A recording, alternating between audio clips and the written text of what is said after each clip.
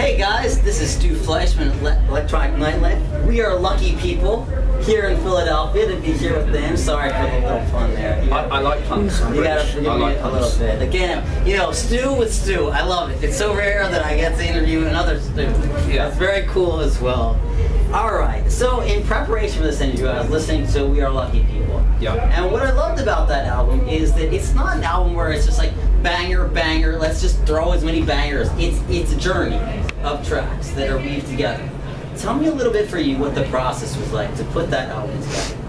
Well, the idea behind it was not to shy away, not to disappear for the year, to challenge myself, if you like, to keep releasing records and build an album from the beginning of the year to the end of the year. So I actually released, I think, like 8 of the tracks before the album was even out, which was probably giving myself a hard time in actually trying to sell an album, bearing in mind people don't tend to buy an album if you've got all the singles ready. Right. So the concept came for disc 1, which is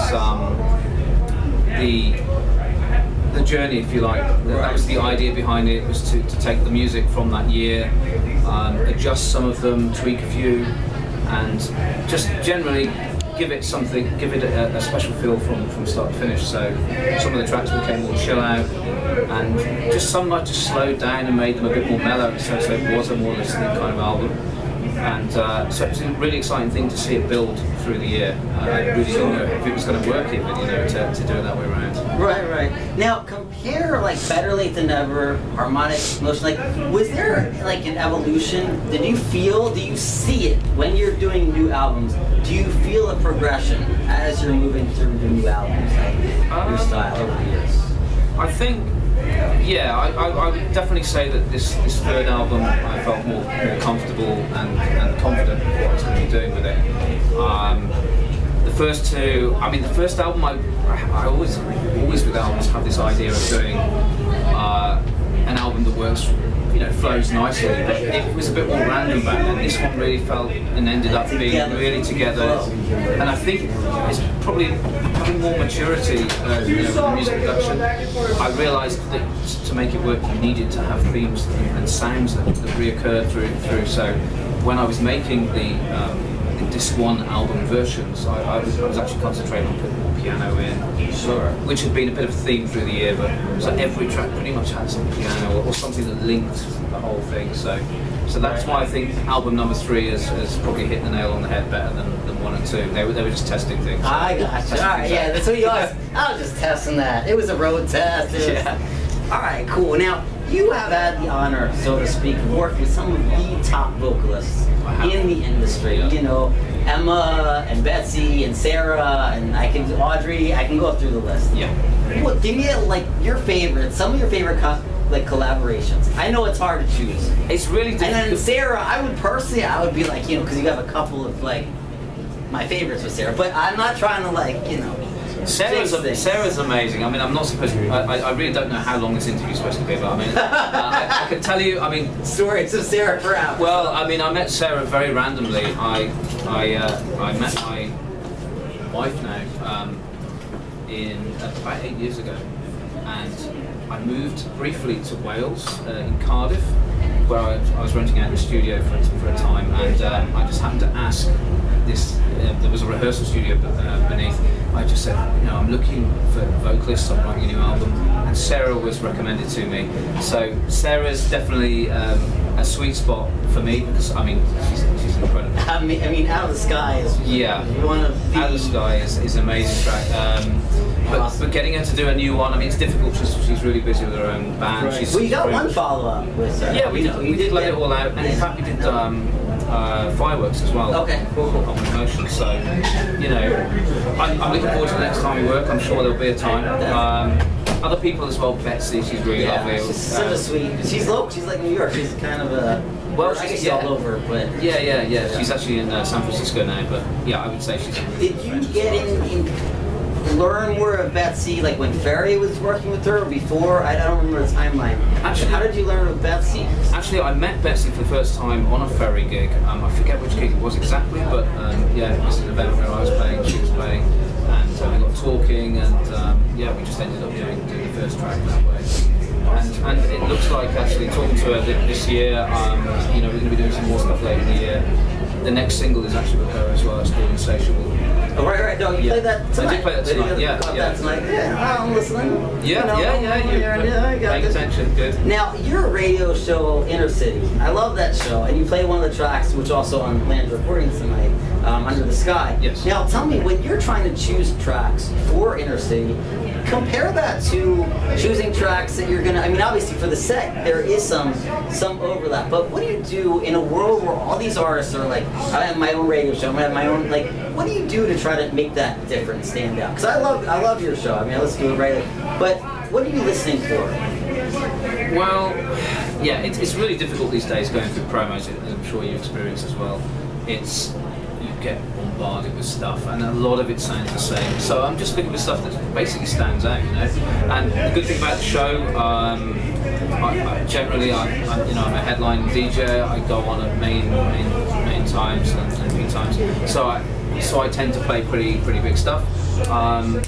But the show allows me to also bring some more progressive stuff, which I also appreciate. And sometimes I'll go in different directions anyway, you know. It really depends on the week, the promos that week, because right. you know, it could be like last week. It was almost like a psytrance kind of. Right. I had literally like 5 or 6 psytrance kind of tracks, and I thought, okay, well, I'm gonna take this week to that way.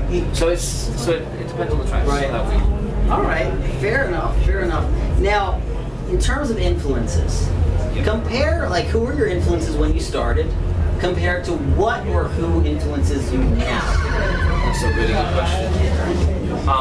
Influences would be, well, if we're talking really early production, I would say I was into almost like the rave stuff, the early rave stuff in the UK, which was really quite fast. Then I discovered this kind of underground, or the more psytrancey kind of stuff on Perfecto, Fluoro, which obviously has really kind of been revived recently. Labels like that, Boost Tunes, Platypus, all doing really good quality kind of trance, more progressive trance, but also quite fast trance as well. I mean, everything was fast about then. So they were my early influences, and these days it's difficult to say really. I mean, I'm just generally influenced by the scene. But occasionally influenced by a life event. Sure. As you try to, you know, it's always good when you write a track based on that kind of life event, something that happens. Yeah, something that means. Some guys I talk to are like, oh, this movie soundtrack or this random thing. I'm surprised. Yeah. I'm often surprised by what folks like. This is where I can find influence. In nature, something like this. Oh, in nature, especially in trance. Well, you know, it sounds cliche to say trance world. That's where people find their inspiration. Yeah, okay. All over the place. All right, a couple other quick questions. Now, are there any things that you, as a person, you think would surprise your fans? Pink tutu. Tyson? Yeah. Tyson? Tyson here. We'll get to you, sir. He's got a pink tutu, but no, I can't think of anything really in my wardrobe. A pink tutu when he plays not a wardrobe. Maybe something you listen to, maybe a hobby. Do you know what? It's really difficult. I guess if I was on the dance floor, I'll probably confess this. If I was on the dance floor, I would probably be listening to techno. Alright. Just because I need a groove to really get me going on the dance floor itself, you know, and that's the kind of night I would probably go to. It might be controversial being a trance DJ, don't get me wrong, but I love the melodies. And when I'm obviously performing, I really enjoy the whole moment and everything. But I also have a thing about techno. Awesome. And the darker the club, the dingier the club. Underground. That's always from you know. That's always I do like techno. You don't want to be big with everybody. But don't tell the trans family. All right, no, trans family. Shh. All right, last question. One thing that I'm asking folks, especially in January, because we're in 2014, so I'm asking folks if they've got New Year's resolutions and/or the big projects that you're looking forward to over the next year. Okay, my New Year's resolution this year is to try and get the balance right between the craziness that is my kind of career and spending enough time with my wife and my family, and it is actually a real battle. If you're producing your own music, doing a weekly radio show, traveling the world, it's difficult, and I'm somebody who can't let go, which is probably part of the problem. I have to kind of have my fingers in everything, and so to get the balance right, because last year was a very difficult year doing the album, and it was my busiest year touring as well. So to do it all in one go, it was tough. There was a lot of compromises made. So this year it's about getting the balance right and working out how to do things smoother. Perfect. Again, it's been a pleasure, Lange. It's been great to chat with you. Stu Fleishman for Electronic Nightlife here at Soundgarden Hall signing off. Later, guys. Cheers.